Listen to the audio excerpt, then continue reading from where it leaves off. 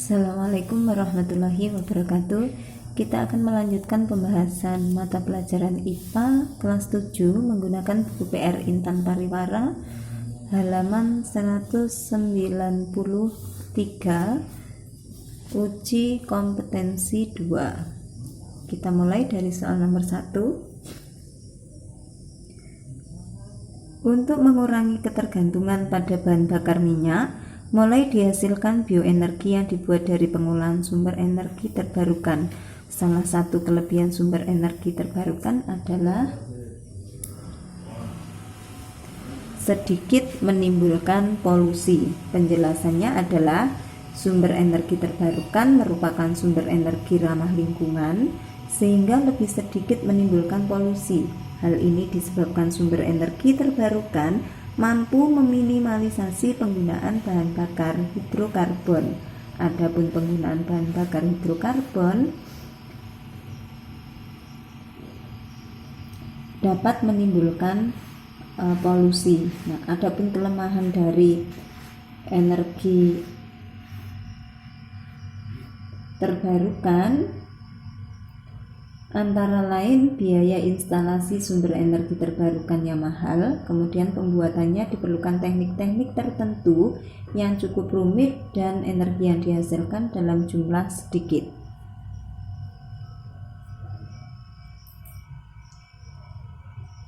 Soal nomor 2. Perhatikan gambar berikut.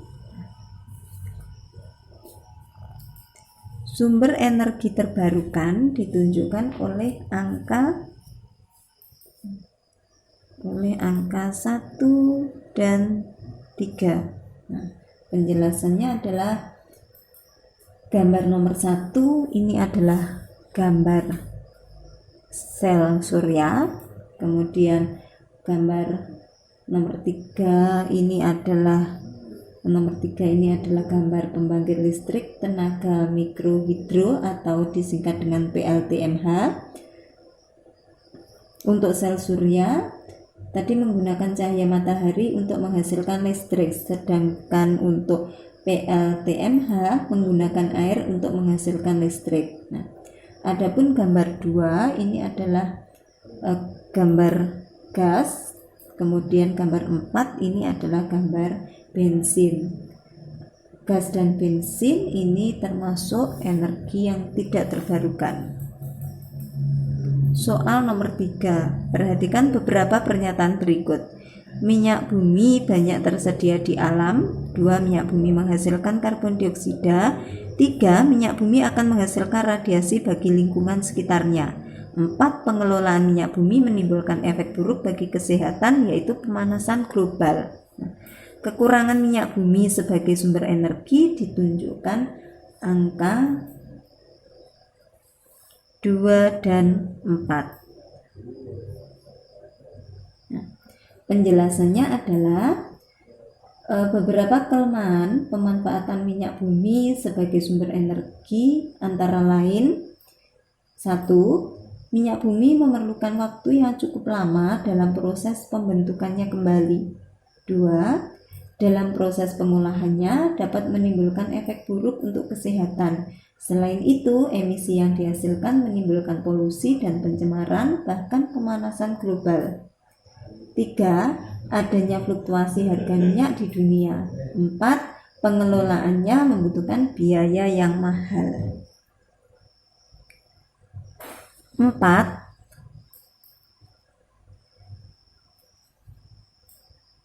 Bahan bakar alternatif yang digunakan dari pembusukan sampah organik dinamakan biogas. Bahan bakar alternatif yang diperoleh dari pembusukan sampah organik dinamakan biogas. Biogas adalah gas yang dihasilkan dari proses anaerobik atau fermentasi bahan-bahan organik seperti kotoran manusia, limbah rumah tangga, dan kotoran hewan. Bahan yang dibutuhkan dalam pembuatan biogas yaitu gas metana dan karbon dioksida yang terkandung dalam bahan organik. Adapun manfaat dari biogas adalah: 1. Mengurangi penggunaan LPG. 2. Lingkungan menjadi lebih bersih dan indah. 3. Menghemat biaya operasional rumah tangga. 4. Berkontribusi menurunkan emisi gas rumah kaca. 5. Pemanasan atau pemasangan panel surya dapat menjadi solusi pemadaman listrik yang terjadi sepanjang hari. Namun ada kelemahan yang dalam penggunaannya. Salah satu kelemahan tersebut adalah cahaya matahari yang tidak stabil. Penjelasannya adalah panel surya dapat digunakan untuk cadangan listrik ketika terjadi pemadaman listrik sepanjang hari. Namun tidak ada jaminan sel surya mendapat paparan sinar matahari secara terus-menerus. Sumber energi listrik jenis ini sangat bergantung pada kondisi cuaca dan waktu. Apabila hujan atau matahari tertutup awan, suplai sumber energi tentu tidak cukup sehingga pada saat-saat tertentu produksi listrik dari panel surya bisa menurun. Pada malam hari juga tidak ada matahari yang bisa menyuplai energi ke solar panel sehingga tidak bisa menghasilkan listrik. Oleh karena itu, pemasangan panel surya juga perlu disiapkan teknologi baterai sehingga penyimpanan energi listrik. Soal nomor 6. Dalam mengembangkan energi, India mengumpulkan kotoran binatang yang dibentuk menjadi lempengan dan digunakan untuk memasak. Sementara itu di Inggris, kotoran ayam dikumpulkan dan dikeringkan. Kotoran ayam yang telah kering dibakar dan dimanfaatkan untuk memanaskan air. Hasil pemanasan air akan menghasilkan uap yang digunakan untuk menghasilkan listrik. Konsep energi alternatif yang digunakan di India dan Inggris dinamakan biomasa.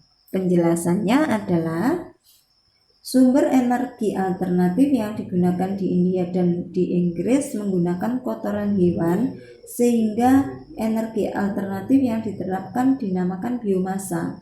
Biomasa adalah sumber energi yang berasal dari tanaman dan hewan. Biomasa juga dimanfaatkan untuk menghasilkan bahan bakar mesin. Sebagai contoh, biodiesel. Biodiesel adalah bahan bakar nabati yang terbuat dari minyak nabati dan merupakan turunan dari tumbuh-tumbuhan seperti kelapa sawit, kelapa, kemudian kemiri, jarak, nyamplung, dan kacang tanah sehingga memproduksi bahan bakar minyak nabati. Sementara biofuel adalah bahan bakar yang terbentuk baik padatan, cair atau gas yang dihasilkan dari bahan-bahan organik. Adapun bioetanol adalah bahan bakar yang berupa alkohol yang dihasilkan dari jagung, sorghum, kentang, gandum, tebu, batang jagung, dan limbah sayuran. 7. Indonesia telah berkomitmen untuk mendorong penggunaan energi bersih dan terjangkau. Salah satu upaya untuk memenuhi komitmen adalah menggunakan biodiesel. Penggunaan ini dilakukan untuk mengurangi konsumsi minyak dan memperluas penggunaan energi terbarukan. Biodiesel dapat dihasilkan dari kemiri sunan, jarak pagar, biji karet, bintaro, nyamplung, pongamia, kepuh, dan kesambi. Berdasarkan uraian tersebut dapat disimpulkan bahwa ketersediaan bahan pembuat biodiesel di Indonesia memungkinkan perkembangan biodiesel makin pesat. Penjelasannya adalah biodiesel terbuat dari bahan-bahan yang banyak tersedia di Indonesia. Penggunaan bahan-bahan ini malah akan meningkatkan harga jual tanaman sehingga dapat menaikkan potensi tanam dan kesejahteraan petani. Bahan yang mudah didapat menjadi faktor perkembangan dari penggunaan biodiesel. Meskipun demikian, biodiesel belum dapat mengganti pemakaian minyak bumi secara keseluruhan. Penggunaan biodiesel sementara ini masih dalam tahap mengurangi pemakaian minyak bumi. Banyak jenis energi terbarukan yang digunakan, tetapi belum ada data yang menyebutkan bahwa energi terbarukan yang paling populer. Jadi pernyataan yang C ini adalah pernyataan yang paling tepat. Lanjutkan ke soal nomor 8. Angin dapat dimanfaatkan untuk memutar kincir. Ketika kincir dihubungkan dengan generator akan dihasilkan energi listrik. Kekurangan dan kelebihan penggunaan angin dalam menggerakkan kincir angin yang tepat adalah, jawabannya ini adalah yang A. Penjelasannya adalah keuntungan energi angin atau PLTA antara lain: 1. Tidak menimbulkan emisi, 2. Ramah lingkungan, 3. Menggunakan space lebih kecil. Sedangkan kelemahan energi angin atau PLTA adalah: 1. Tidak mudah diprediksi, 2. Kelemahan yang kedua adalah memerlukan biaya yang cukup tinggi, 3. Biaya perawatan tinggi, 4. Ancaman bagi kehidupan liar. 9. Nuklir dapat digunakan dalam proses pembangkitan energi listrik. Proses yang benar dalam penggunaan nuklir adalah: reaksi nuklir menghasilkan panas yang digunakan untuk memanaskan air, lalu uap air akan menggerakkan turbin generator. Penjelasannya adalah pembangkit listrik tenaga nuklir memiliki prinsip kerja yang sama dengan pembangkit listrik tenaga uap.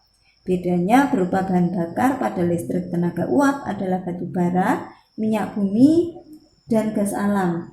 Nuklir menggantikan bahan bakar yang digunakan tersebut. Jadi proses yang benar adalah reaksi nuklir menghasilkan panas sehingga memanaskan air. Uap air akan memutar turbin generator lalu dapat menghasilkan listrik. 10.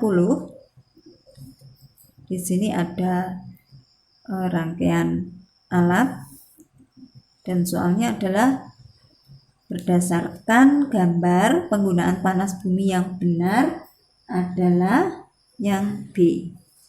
Uap panas disalurkan sehingga memutar turbin. Penjelasannya adalah pemanfaatan energi panas bumi untuk pembangkit listrik secara garis besar dilakukan dengan cara melihat sumber dari panas bumi. Apabila suatu daerah memiliki panas bumi yang mengeluarkan uap air, maka uap air atau steam langsung dapat digunakan. Steam secara langsung diarahkan menuju turbin pembangkit listrik untuk menghasilkan energi listrik. Setelah selesai, steam diarahkan menuju kondenser sehingga steam tersebut terkondensasi menjadi air. Nah, kita perhatikan gambarnya.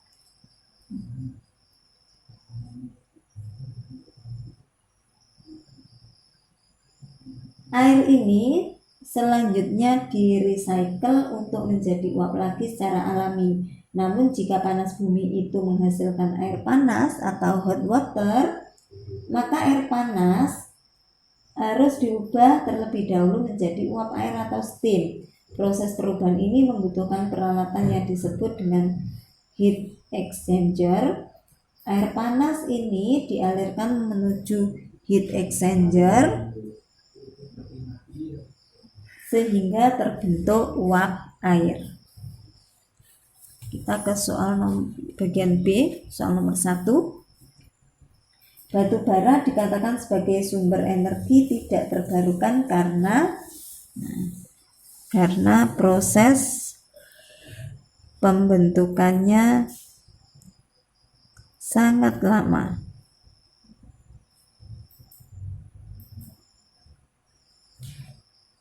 Dua, kotoran binatang dapat digunakan sebagai energi alternatif yang dinamakan biogas. 3. Contoh jenis energi terbarukan antara lain angin, kemudian air, dan panas bumi. 4. Pembangkit listrik yang menggunakan gerakan pasang surut air laut memiliki kekurangan, yaitu mengganggu gerakan kapal. Yang kedua, mengganggu migrasi air laut dan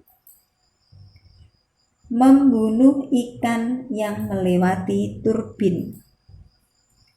5. Pada sel surya, sumber energi yang digunakan berupa cahaya matahari. Nomor 4 tidak saya tuliskan karena begitu panjang, tempatnya tidak cukup. Bagian C, apa alasan bambu dijadikan sebagai sumber energi listrik? Bambu adalah tanaman yang terus tumbuh setelah panen berbatang-batang setiap tahunnya. Tunas baru datang setiap tahun untuk menggantikan batang yang dipanen. Batang yang dipanen merupakan bahan untuk membuat produk akhir tanpa merusak tanaman dan lingkungan hidup. Bambu merupakan biomasa di masa depan yang akan digunakan untuk pembangkit listrik. Ini sangat cocok untuk desa-desa terpencil maupun pulau-pulau kecil di Indonesia. 2. Perhatikan gambar. Berdasarkan gambar, coba jelaskan cara pembuatan bioetanol dari tetes tebu. Silahkan diperhatikan baik-baik penjelasan berikut ini. Tetes tebu dimasukkan ke dalam fermentor,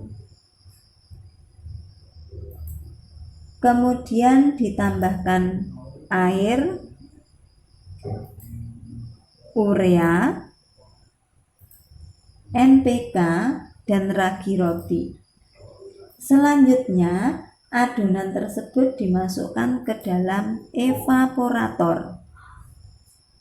Hasil dari evaporator didistilasi sehingga menghasilkan bioetanol 90-95%. Limbah yang dihasilkan dapat digunakan untuk minuman sapi, kambing, atau dapat juga dijadikan pupuk.